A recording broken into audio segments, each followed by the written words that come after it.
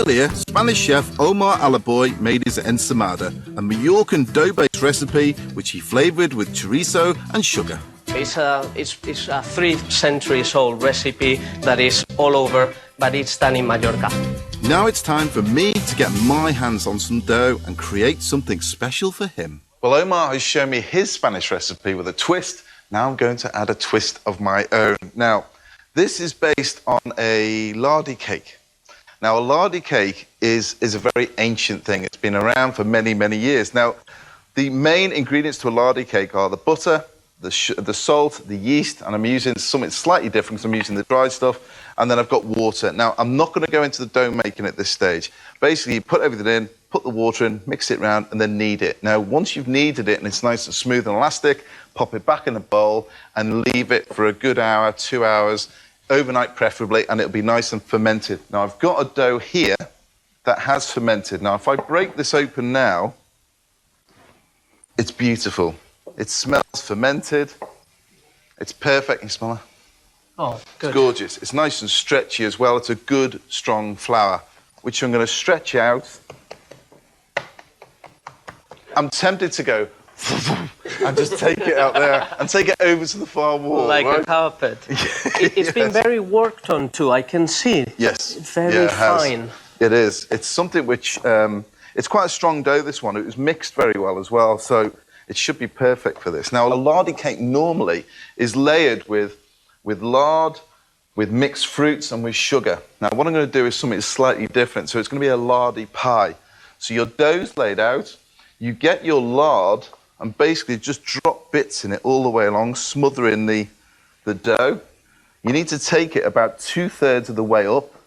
The next thing to do is get your sugar. I'm using soft brown sugar all over the top. And again, it's quite sweet, and it'll bake and caramelize quite easy in the oven as well. Are you going to roll it too? I am going to roll it. Good. Fold and roll, fold and roll. So again, once you spread it out all over the place, then you use your fruit, and you've got mixed peel in there, you've got raisins in there, you've got sultanas. Tip all that in there. It's a very rich recipe, this one. It dates back a long time, actually, Lardy cake. Probably about 200 years. With the Lardy cake, use proper lard. Don't be tempted with butter. It just won't be the same. Answer me to something. In Spain, just in the north of Spain, we use butter because there was no dairies in the rest of the country. So we always use lard. It was the same here in England? Exactly the same here, especially during the war. You know, when the war was on, the problem was there was just no butter. So lard was the only thing that people get hold of. So a lot of old recipes have got lard in them. It wasn't until the 1950s, 1960s that people said, hang on a minute, we don't have to use lard anymore, we've got butter. So butter was then put inside the dough. Yeah. So I've covered 2/3 of it, a bit like you do a croissant. And then you fold it over, push that down, and again, flip that over.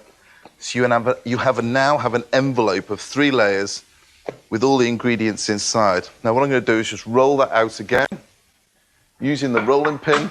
Yeah. A little bit of flour. So at the moment I'm using flour.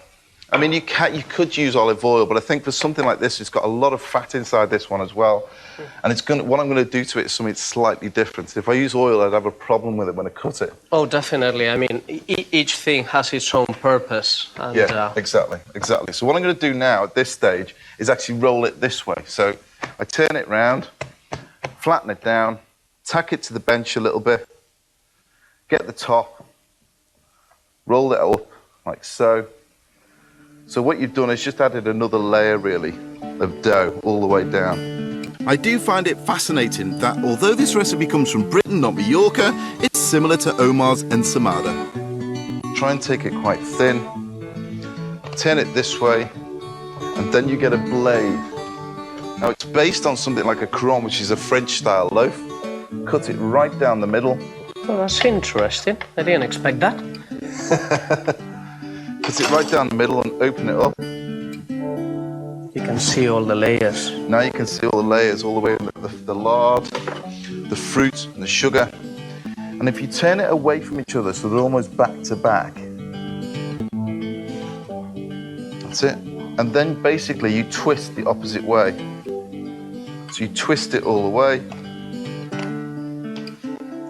And then you fold it around, tuck it together, and then all you do is get your tin, which again I've lined with lard, pop it in there, leave that to grow near the top, and then bake it off. Bake it off at 200 for about 25 to 30 minutes, and it'll be beautiful and golden in colour. These two things that we've done are incredibly much easier than a croissant. It is.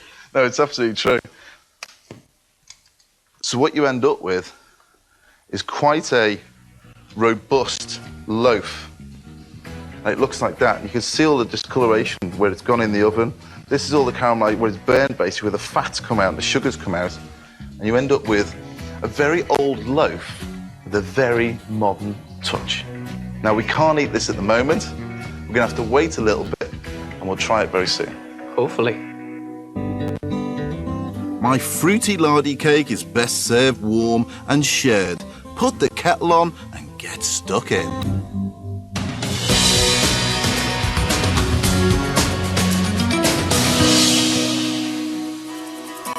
After a busy day in the kitchen, there's nothing better than sitting down to eat with my guests who help me create today's dishes.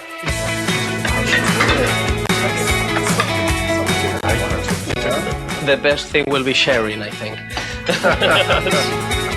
First up, we have my traditional mutton version of the Scotch pie, which I'm serving to Andrew, the world's Scotch pie champion.